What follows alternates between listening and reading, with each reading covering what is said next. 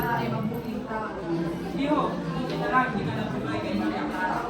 Mas ligtas ka sa kumbento. Hindi ba't si Padre Damaso ang may kasalanan ng ito? Biglang dumating si Padre Damaso.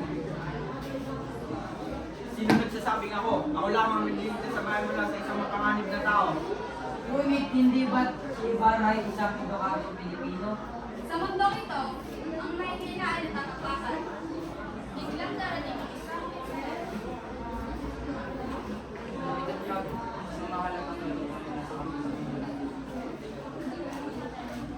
isang madilim na tuban.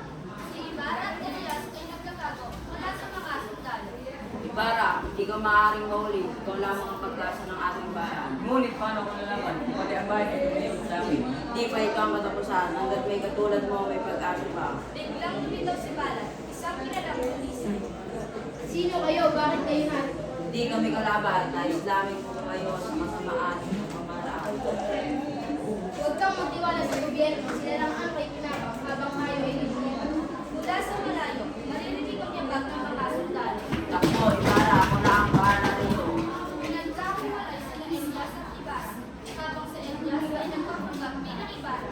Si Balat ay lalaban sa mga sundalo. Isang mas bukal na bahagi ng pagpapatan. Sugatan si Elias, dumating si Batang Basin. Manong, ano pong nangyari sa inyo? Huwag kang matakot. Huwag tandaan mo, huwag kang... Pipikit si Elias at hindi na nalalaman. Si Basilio ay iyak sa nagkalayawan malibog ng kampana ng sundalo.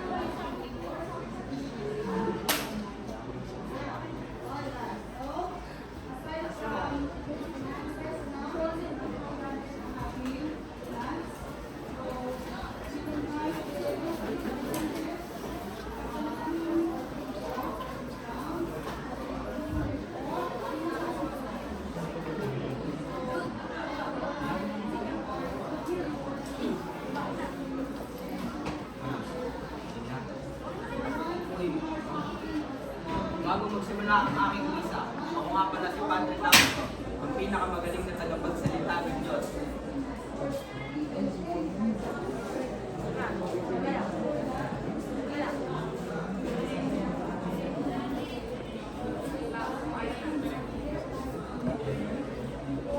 Walang tutulad sa galing ko. Kaya kayo mga inyo, palikdos kayo sa Diyos kung ayaw nyo mapunta sa impyerno. Sundin nyo lahat ng pinapagawa namin kung gusto nyo mapunta sa langit. Ako si Padre Hernando. Ang mga kabataan ay puno ng tanong at pagdududa. Narito ako sa harapan nyo para bigyan kayo ng daan.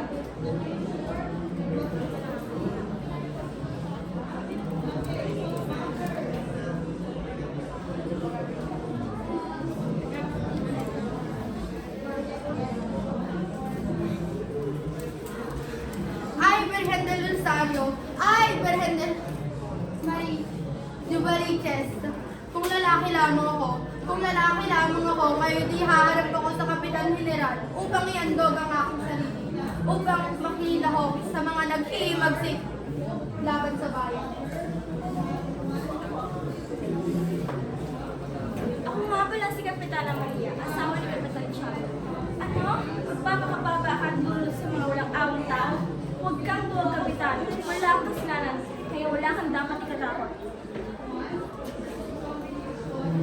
Ako si Kapitan Tiago, asawa ni Maria Clara.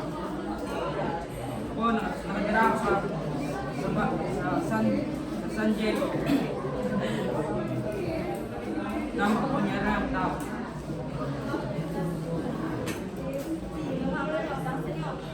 Ako si Crisostomo Ibarra, ang anak ni Don Rafael Ibarra. Ang bayan ng San Diego ay nakakaranas ng hirap. Ang bayan ng San Diego ay mayaman sa likas na yaman.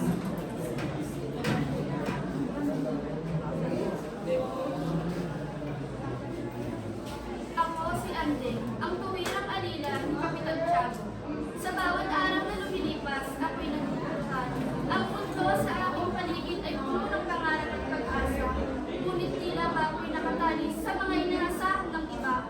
Ako'y isang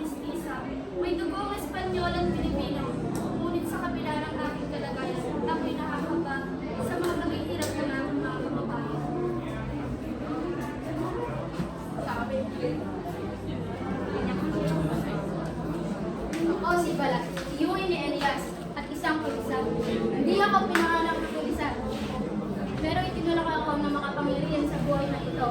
Ang hustisya ay para lamang sa mayaman. At kaming mahihirap ay inuusgahan ng walang laman.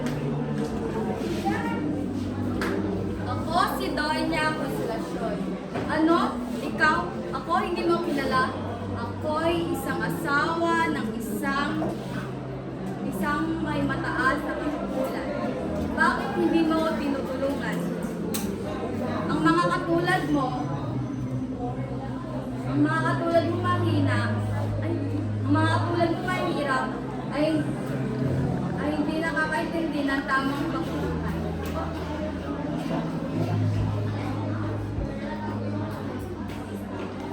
Hindi ba't sana'y magkaisang silbi tayo yung paghihirap?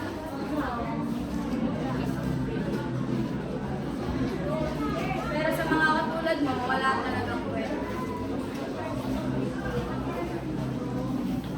Ako si Elias.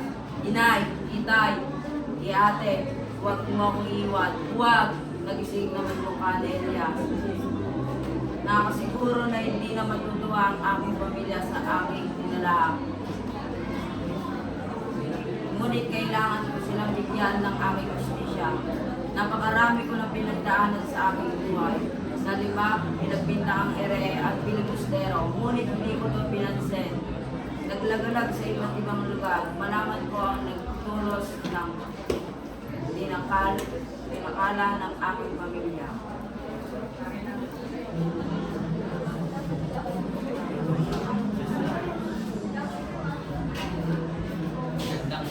Magandang araw sa inyo lahat. Ako po pala si Kapitan Nerasco. Ang pinuno ng Barsang Espanya sa Pilipinas. Hindi ako nagtataka ang mga Pilipino ay hindi pa handa para sa kanilang kalayaan. Kailangan natin silang kontrolin at turuan kung paano magpapait. Hindi ko alam kung may saysay ba ang iyong salita na iyan. Ang mga Pilipino ay hindi